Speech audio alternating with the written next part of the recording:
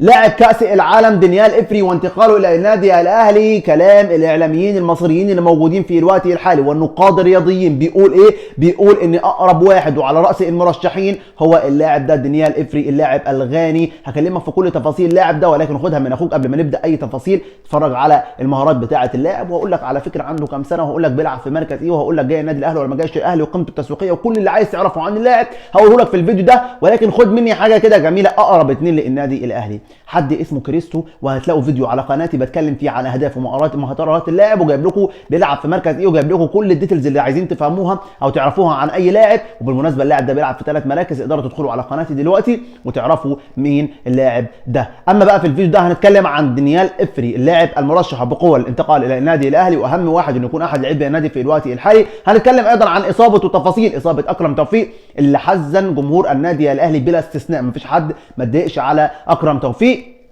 هنتكلم ايضا عن احمد سيد زيزو رحيله عن نادي الزمالك. هل فعلا احمد سيد زيزو لاعب نادي الزمالك هيرحل ولا مكمل مع الفريق؟ وقبل اي تفاصيل طبعا يا مساء الفل على حضراتكم مشاهدينا الكرام في كل مكان، واهلا بكم في حلقه جديده ومهمه من حلقات برنامجكم ملعب القاضي. ملعب القاضي اللي دايما بيبذل قصارى جهدي علشان يجيب لكم اهم وابرز الاخبار وبالتحديد كره القدم المصريه. وقبل اي تفاصيل لو انت مش مشترك في القناه يا ريت تشترك في القناه وتفعل زر الجرس علشان يوصلك كل جديد، وتعمل لايك للفيديو ده لان اللايك هو السبب الرئيسي اللي بيخلي الفيديو ينتشر ويوصل للناس. وتعالوا كده نروح نشوف ايه قصه دانيال إفري اللاعب الغاني لاعب هارتس اوف اوك باختصار شديد جدا كده علشان ما اطولش عليكم في الفيديو ده.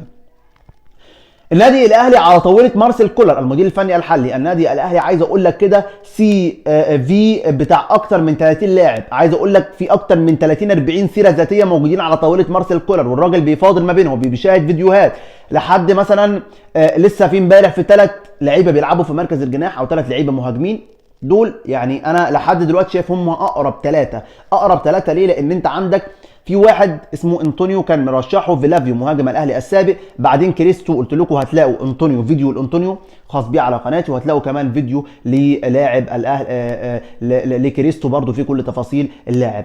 احب اقول لك ان ال3 دول مرشحين وبقوه، واقرب 2 لو هتسالني هقول لك دانيال إفري وكريستو. محمد الضاوي لاعب النجم الساحلي، دول اقرب 2 مرشحين وبقوه للنادي الاهلي. طيب خلينا نتكلم عن دانيال إفري، ايه اللاعب وايه قصته بالظبط. اولا يا سيدي اللاعب ده سعره على الترانسفير ماركت 250,000 دولار، 250,000 دولار ده سعره على الترانسفير ماركت. طيب غير كده بقى بيلعب في مركز ايه الراجل ده؟ بيلعب في مركز الجناح، مركز الجناح الايسر، واحيانا بيلعب مهاجم وهمي، ولكن مركزه الاساسي هو مركز الجناح الايسر. لاعب مميز، ايوه لاعب مميز، واكيد حضرتك شفت مهارات اللاعب وتقدر تحكم انت بنفسك بعد مهارات اللاعب. كل واحد فينا له وجهه نظر ممكن يعبر بيها بطريقته، يعني انا ممكن اكون شايف مهاراته كويسه بس مش مقتنع بانه يكون احد لاعبي النادي الاهلي، ممكن انت تكون شايف العكس، فانت براحتك بقى وشوف الدنيا دي براحتك. ولكن كل اللي اقدر اقول لك دلوقتي ان اللاعب عنده 21 سنه، مواليد 2001، لاعب مميز، لاعب عنده ميزه حلوه جدا جدا وهو لاعب مهاري. يعني في فكره واحد ضد واحد دايما بتلاقي عنده الحل، في فكره واحد ضد واحد دايما بتلاقي اللاعب بيعرف يتصرف، بينجز نفسه في اسرع وقت وفي وقت قياسي، وبالتالي هو ده اللي يخلي اللاعب بالبلدي كده يعني ينفع في النادي الاهلي، يخلي اللاعب جميل جدا انه يكون احد لاعبي النادي الاهلي. اللاعب مميز ان هو بيعرف يجيب اهداف، عنده حته التهديف دي حته جميله على فكره. هو مع هارتس اوف اوك الراجل ده مريح شويه، بس مش علشان هو مريح يبقى خلاص كده الدنيا مش متظبطه معاه، لا، حتى التقارير اللي خرجت قالت ان هو الراجل مريح علشان المدير الفني ممكن يكون مش مقتنع بيه شويه، او المدير الفني يعني شايفه ان هو لا يصلح في المباريات دي، وبالتالي كان قاعد علشان كده، ولكن امكانياته تسمح ان هو يلعب ويشارك. ده كان كلام التقارير اللي خرجت. طيب الموضوع وصل لحد فين بالنسبه للنادي الاهلي؟ الموضوع وصل ان النادي الاهلي دلوقتي بيدرس اللاعب، يعني مارسيل كولر شغال في الوقت الحالي بيدرس وبيبذل قصارى جهد علشان اللاعب ده يكون موجود داخل النادي الاهلي، يعني عايز يقتنع باللاعب لاكبر حد ممكن. بيشاهد مباريات للاعب، بيشوف فيديوهات للاعب، وعلى فكره مارسيل كولر من النوع اللي هو ما بيحبش يشوف فيديوهات بس، لا عايز يشوف مباريات للاعب، يعني عايز يروح اللاعب يكون في مباراه النهارده يروح هو يتابع المباراه دي ويركز مع المباراه دي علشان يعرف يحقق هو عايز ايه بالظبط، او اللاعب ده ينفع انه يجي معاه ولا ما ينفعش انه يجي معاه. دي القصه باختصار، زي ما قلت لك دول اقرب 2، ولكن هو ده دانيال إفري هو اقرب حد انه يكون هو الاحد لاعبي النادي الاهلي، لان ده مش كلامي انا لوحدي، ده كلام الاعلاميين. يعني انا ناقل لكم الكلام اللي حاصل على الساحه الرياضيه، ناقل لكم الكلام اللي حاصل في مصر في الوقت الحالي من الاعلاميين الرياضيين الاهلاويه والغير اهلاويه، يعني اللي بينتموا للنادي الاهلي واللي ما بينتموش للنادي الاهلي بيقولوا نفس الكلام ده.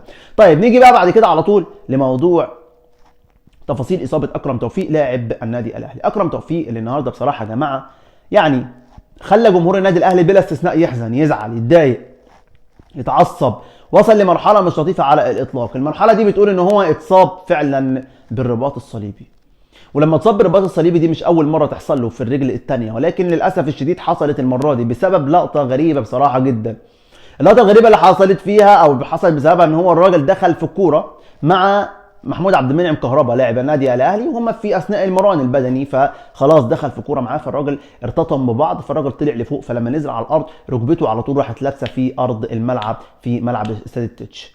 وده اللي خلى اكرم توفيق محدش يعني شكوا فعلا في الاول ان هو فعلا اتصاب برباط الصليبي، ولكن لما راحوا المستشفى وعملوا الاشاعه عرفوا واتاكدوا بنسبه كبيره جدا ان الراجل فعلا مصاب برباط الصليبي، ولازم ان هو يعني يحصل عنده تدخل جراحي. طبعا اكرم توفيق من اللعيبه اللي بتجتهد فعلا، بس من اللعيبه اللي بتضغط على نفسها قوي، من اللعيبه اللي بتلعب بروح قتاليه دايما في مباراه وديه، مباراه غير وديه، مباراه سهله، مباراه صعبه، الراجل بيجتهد وبيبذل قصارى جهدي علشان يظهر في افضل شكل ممكن. ولكن كل اللي اقدر اقوله لك في الوقت الحالي اني نتمنى ان اكرم توفيق يرجع للملاعب في اقرب وقت ممكن، وربنا يشفيه، وادعوا لي اكرم توفيق. طيب نيجي بقى لاحمد سيد زيزو والعروض المتقدمه لاحمد سيد زيزو. عروض كتير جدا جايه لاحمد سيد زيزو، وده الكلام اللي قاله والد احمد سيد زيزو كابتن مصطفى زيزو.